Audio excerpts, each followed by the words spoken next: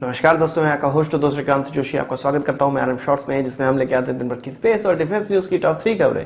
तो चलिए जान लेते हैं। दोस्तों, अपनी सबसे पहली खबर की बात करें तो वो रशिया और भारत के रिश्तों को लेकर आ रही है। रशिया के जो एम्बेसडर हैं भारत में, उन्होंने कुछ पत्रकारों को संबोधित किया। एक क्लोज कमरे में उन्होंने बताया, कुछ सवालों के जवाब दिए। उसमें सबसे बड़ा जो सवाल था वो फ्रिगेट्स और कासनिकोव राइफल की जो डील थी उसको लेकर था। उस पे उन्होंने क्लैरिफिकेशन यह दिया है कि इस डील में 2 से 3 महीने का और समय लग सकता है, क्योंकि इस डील के लिए कुछ इंपॉर्टेंट चीजें थी वो अभी क्लियर नहीं हो पाई हैं और वो हमारा इंटरनल मैटर है। इस कारण से इस डील को साइन नहीं किया गया है। इसमें कोई भी काटसा सैंक्शंस को लेकर डिले नहीं हो रहा है। तब पत्रकारों ने उनसे FGFA प्रोग्राम के बारे में बात किया और कहा कि क्या भारत FGFA में भाग लेगा।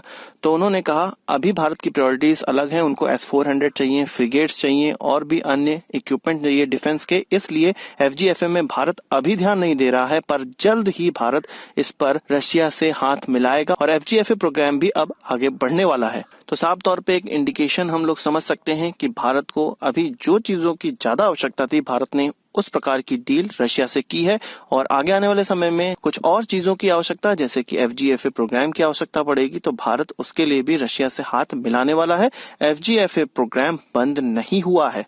पत्रकारों ने पाकिस्तान और रशिया के बीच में जो क्लोजनेस बढ़ रही है उस पर भी क्वेश्चन किया, क्या भारत को इससे कोई प्रॉब्लम नहीं हो रही है, या यदि भारत को प्रॉब्लम हो रही है तो क्या रशिया पाकिस्तान से अलग हो सकता है, उससे क्लोजनेस कम कर सकता है। तो उनका कहना था कि कभी भी भारत के विकल्प के तौर में पाकिस्तान को नहीं देखा जा रहा है। अभी पाकिस्तान में इनस्टेबिलिटी है और स्टेबल पाकिस्तान करना रशिया की भी एक जिम्मेदारी है। इसलिए रशिया पाकिस्तान के अंदरूनी मामलों में या उससे क्लोजनेस में आगे बढ़ रहा है। उन्होंने यह भी कहा कि भारत से हमारे लॉन्ग टर्म रिलेशन है और आगे आने समय में ये चलते भी रहेंगे, पर यदि भारत को पाकिस्तान से हमारी क्लोजनेस से प्रॉब्लम है तो हम पाकिस्तान के साथ हाथ नहीं मिलाएंगे, क्योंकि हमारे लिए भारत सबसे ज्यादा जरूरी है। उन्होंने ये बताया कि भारत ने कोई भी कंसर्न जारी नहीं किया है कि पाकिस्तान के साथ हम व्यापार क्यों कर रहे हैं या हमारी क्लोजनेस क्यों बढ़ रही है। इसलिए हमें लगता है कि भारत को अभी इससे कोई प्रॉब्लम नहीं है। तो साफ तौर पे रशिया के एम्बेसडर का यह इंडिकेशन था कि पाकिस्तान में अभी उनको व्यापार दिख रहा है। छोटी मोटी चीजें बेच के वो चाहते हैं कि जिस प्रकार से चाइना पाकिस्तान के साथ व्यापार में आगे बढ़ रहा है, अपना फायदा देख रहा है,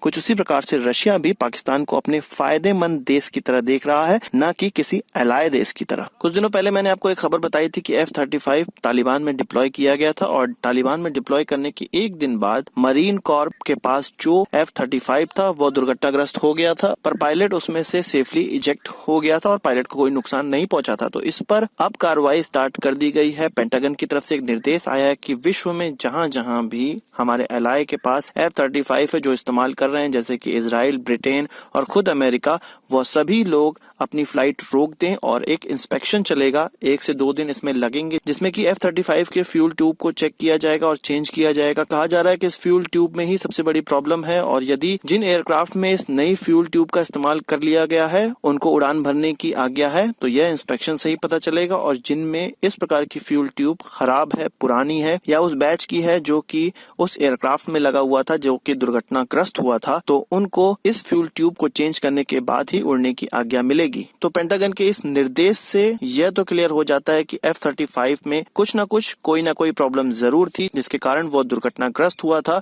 और अब उस कारण को आइडेंटिफाई कर लिया गया है और उसको जल्द ही सुधार कर लिया जाएगा। और इस प्रकार की एयरक्राफ्ट में इस छोटी मोटी चीजों की जो प्रॉब्लम थी वो कई जानकारों का कहना था कि आगे आने वाले समय में आएगी, क्योंकि F-35 इतना कॉम्प्लेक्स सिस्टम है कि उसको बग फ्री होने के लिए थोड़ा और समय लगने वाला है। अपनी अगली खबर में बात करें तो कल मैंने आपको बताया था कि पाकिस्तान अब भिखारी हो चुका है। बेल आउट पैकेज के लिए $12 बिलियन के लिए वो IMF की तरफ जा रहा है, IMF की ओर मुड़ गया है। तो इसी क्षेत्र से अब और अपडेट निकलकर सामने आई है। IMF ने कहा है, बाली इंडोनेशिया में एक मीटिंग चल रही है IMF की, उसने कहा है कि पाकिस्तान जितना भी अभी बेल्ट और रोड इनिशिएटिव में खर्च कर चुका है उसका कच्चा चिट्ठा IMF के सामने रखे, पूरी ट्रांसपेरेंसी दिखाए और सारी चीजों के बारे में बताए जो पाकिस्तान में जितने भी प्रोजेक्ट चल रहे हैं, जिसमें जिसमें अन्य देशों को प्रोजेक्ट दिए गए हैं उसमें कितने कितने खर्च किए जा रहे हैं, क्योंकि IMF को यह डर है कि चाइना की वो डिप्लोमेसी जिसमें कि वो कर्ज देके किसी भी राष्ट्र को अपना गुलाम बना लेता है, अपने कर्ज के जाल में फंसा लेता है, इसी प्रकार की डिप्लोमेसी का इस्तेमाल पाकिस्तान पे भी किया गया है। हम लोग बहुत पहले से सुन रहे हैं कि चाइना जो पाकिस्तान को कर्ज दे रहा है वो उसको एक ट्रैप में फंसा रहा है और अपनी कॉलोनी बना रहा है।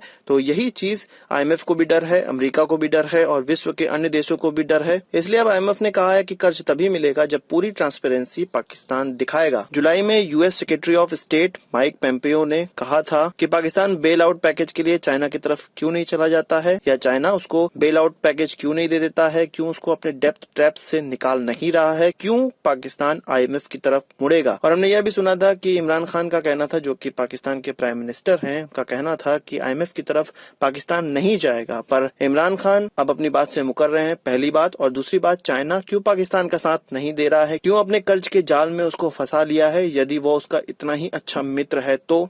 इससे पाकिस्तान की स्थिति अधर में लटकी नजर आ रही है। इधर चाइना ने उसको कर्ज दे दे के अपने ट्रैप में फंसा लिया है, और दूसरा अब IMF उससे बहुत ढेर सारे क्लैरिफिकेशन मांग रहा है, और आने वाले समय में पाकिस्तान की बहुत ज्यादा किरकिरी होने वाली है। इंटरनेशनल जगत जो चाहेगा पाकिस्तान से वो करवाएगा, क्योंकि पाकिस्तान को जिंदा रहने के लिए अब बेल आउट पैकेज की आवश्यकता है, जो कि विश्व जगत या इंटरनेशनल कम्युनिटी ही उसको दे सके। भारत की इसरो अब अपना एक नया सेंटर खोलने जा रही है जम्मू यूनिवर्सिटी में, जिसका नाम है सेंट्रल यूनिवर्सिटी ऑफ जम्मू, जिसको CUJ भी कहा जाता है। और अपने इस मूव से इसरो भारत के सबसे उत्तरी क्षेत्र में भी अब अपनी प्रेजेंस दिखाने वाला है। एक मेमोरेंडम ऑफ अंडरस्टैंडिंग साइन हुआ CUJ के जो वाइस चांसलर हैं अशोक अइमा और सेंट्रल स्पेस इंस्ट्रूमेंट ऑर्गेनाइजेशन के ऑफिशियल्स के बीच में। इस मौके पे केंद्रीय मंत्री जितेंद्र सिंह भी शामिल थे और उन्हीं के सामने इस MOU पे साइन हुआ। इस सेंटर का जो नाम रखा जाएगा वो Satish Dhawan centre of space science रखा जाएगा, और इसके लिए जो जमीन का आवंटन किया गया है वो 1150 स्क्वायर मीटर किया गया है। इस प्रकार के स्पेस एप्लीकेशन सेंटर इस क्षेत्र में इसलिए लगाए जा रहे हैं क्योंकि यहाँ पर स्नोफॉल, लैंडस्लाइड, एवलांच और ग्राउंड वाटर और जितने भी क्लाउड हैं वो कितनी जगह पर हैं, इस तरह की चीजों की जानकारी इस क्षेत्र के लिए रखी जाएगी, और इसको रिमोट सेंसिंग की मदद से पूरा डिटेल रखा जाएगा। इस कारण से इस क्षेत्र में भी अब इसरो अपना केंद्र बनाना चाह रहा है। तो आज की इस वीडियो के लिए बस इतना ही। आशा करता हूँ कोई वीडियो पसंद आया। अगर आप इसको एक बड़ा थम्स अप जरूर देंगे। इस वीडियो संबंधित कोई सवाल सुझाव तो कमेंट बॉक्स में जरूर आइएगा, और यदि आप स्पेस और डिफेंस न्यूज पढ़ने के शौकीन हैं तो आप हमारी वेबसाइट captainantrix.com पे भी लॉग इन कर सकते हैं। नमस्कार, थैंक यू, जय हिंद।